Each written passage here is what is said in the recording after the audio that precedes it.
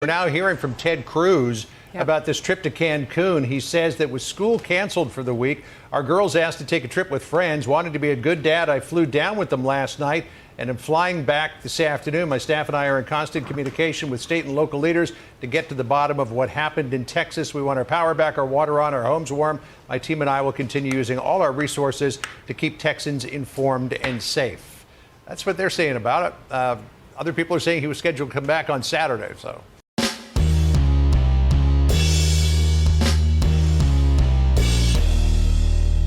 How's everybody doing? My name is Anthony Brian Logan, and today I bring you one question.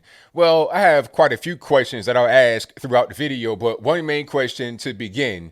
What can conservatives gain from dunking on Ted Cruz for going to Cancun, Mexico during the Texas freeze? I'm trying to figure that out. If you have an answer to what we can actually gain on the right from doing this, please let me know in the comments below. I'd love to read it. Democrats have a lot to gain. Look at Ted Cruz. He's a hypocrite. He's going to Mexico while Texans are freezing and dying, and they are thirsty and hungry with no food, no water, all this and that. Don't vote for Ted next time. Vote for Beto or vote for the other Democrat that's going to run and take his place. They have plenty to gain from dunking on Ted Cruz for this whole Cancun trip. But those of us on the right don't have much to gain at all. Okay, if not much, we have zero to gain. But I got to back up a little bit here to explain to you what's going on so we're on the same page with each other. Now, some super sleuth was on the same airplane as Ted Cruz, also in the same airport, and they took pictures of him with his wife masked up, leaving Houston where he lives and going to Cancun for a vacation. Now, this has been confirmed by multiple sources that it was in fact Ted Cruz going to Cancun. I think it was Fox, CNN, etc. I'll link to my sources in the description box below.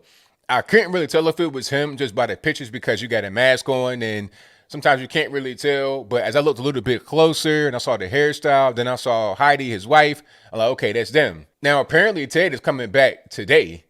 Now, I don't know if the flight back was pre-planned or if he did that because the news got out that he was in Cancun. It looked really bad. People got him on the phone and say, man, you got to come back.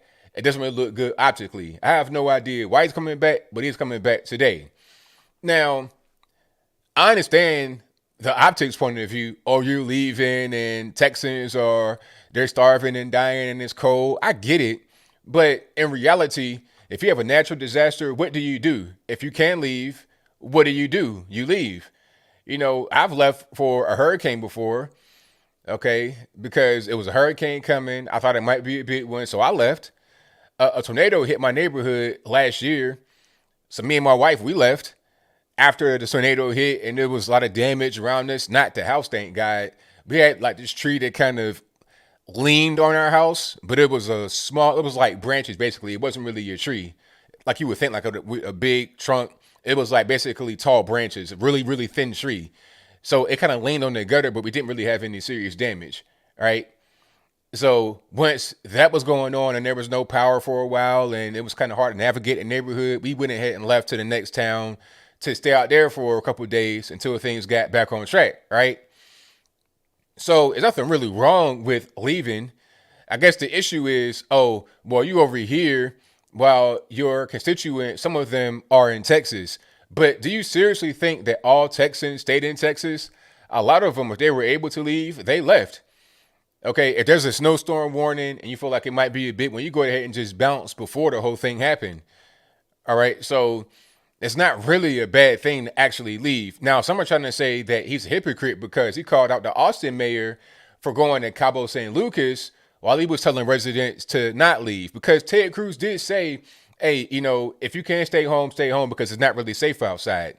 But the reason why he's saying that is obvious, because if you have iced over roads where you slipping and sliding, you can have an F-350, 4-wheel drive. If you don't have spikes on your tires, it's not going to make a difference. You're not really going to be able to move around.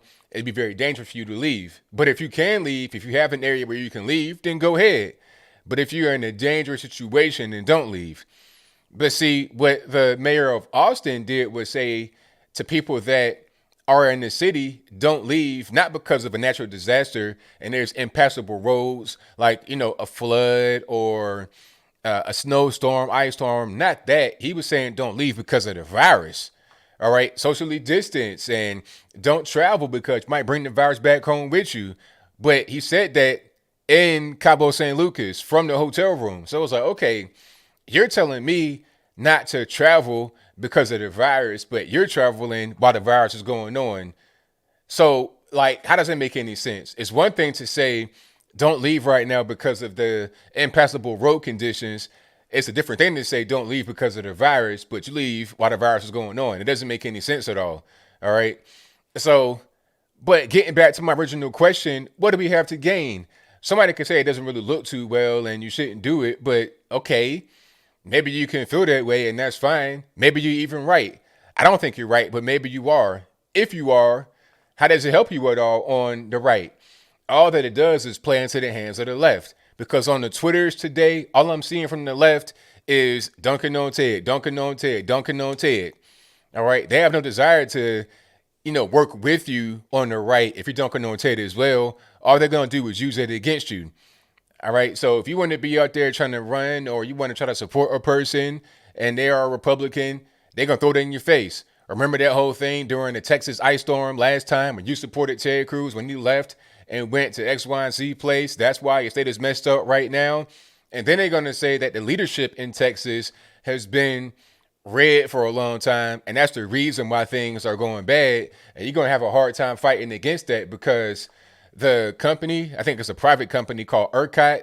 I think that's ERCOT. If I'm not mistaken, if I'm wrong about that, let me know in the comments below. They are the ones tasked with the responsibility of making sure that the energy grid is up and running, but it's not up and running right now. All right. You got the windmills, they're freezing. In 2020, they said windmills accounted for 23% of all Texas energy output. But once you go to the maximum, I think it's like 83,000 megawatts an hour. That's the maximum output in Texas. If you go to the maximum, 43% of the maximum is wind, but that went down to 8% because of all the freezing. Now, granted, there were some problems with nuclear, less with nuclear, but more with gas. Some of the gas lines messed up. There was problems with those as well. But if you did not rely so much upon your wind and expanded the nuclear and the gas and whatnot, then things would have been better. Now, my question would be this. What's going on with ERCOT, the private company, and what's going on with the leadership in the state that did not push ERCOT in the proper direction to make sure that things are winterized properly, that they're ready for a potential ice storm or a snowstorm or whatever the case may be? Whenever you have inclement weather, the power tends to go out. That's just a normal thing that happens.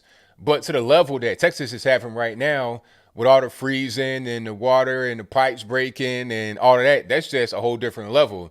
So who's responsible for that? If you're dunking on Ted Cruz right now, you got to think ahead a little bit.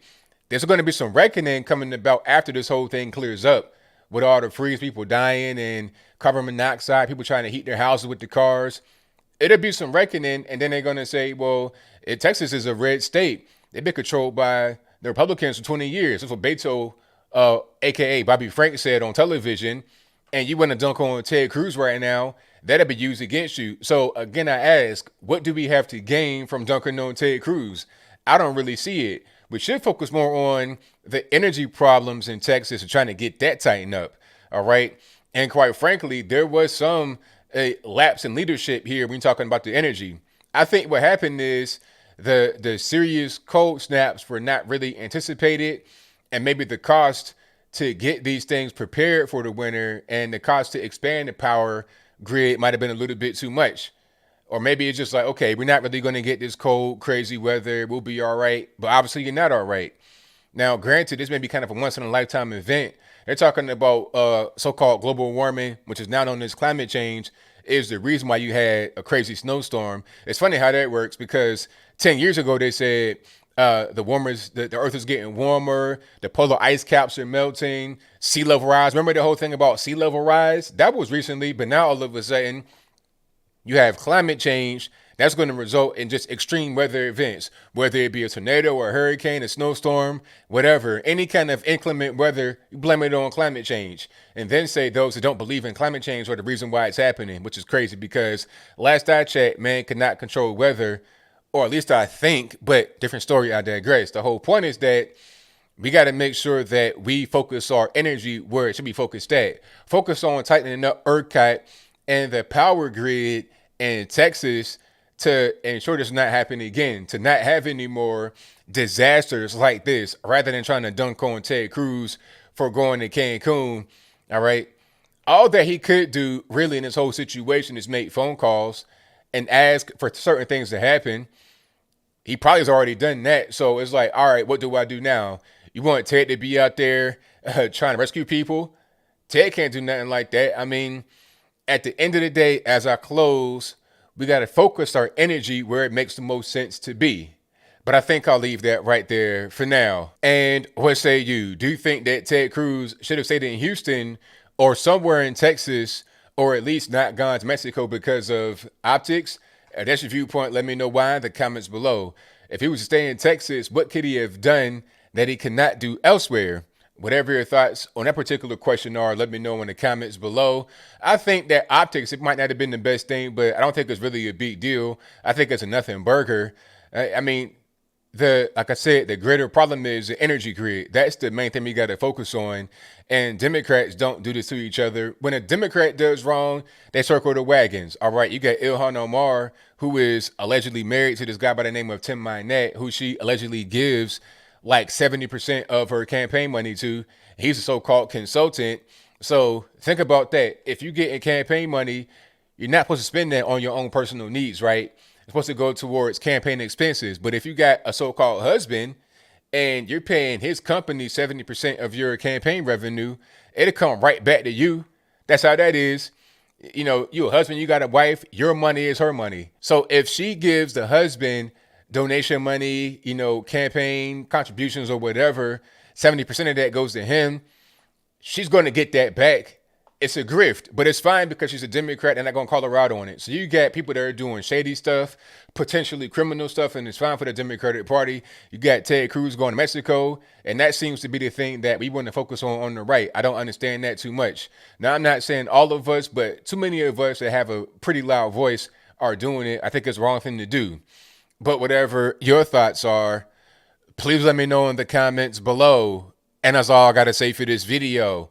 If you like what you heard, please comment, rate, share, and subscribe.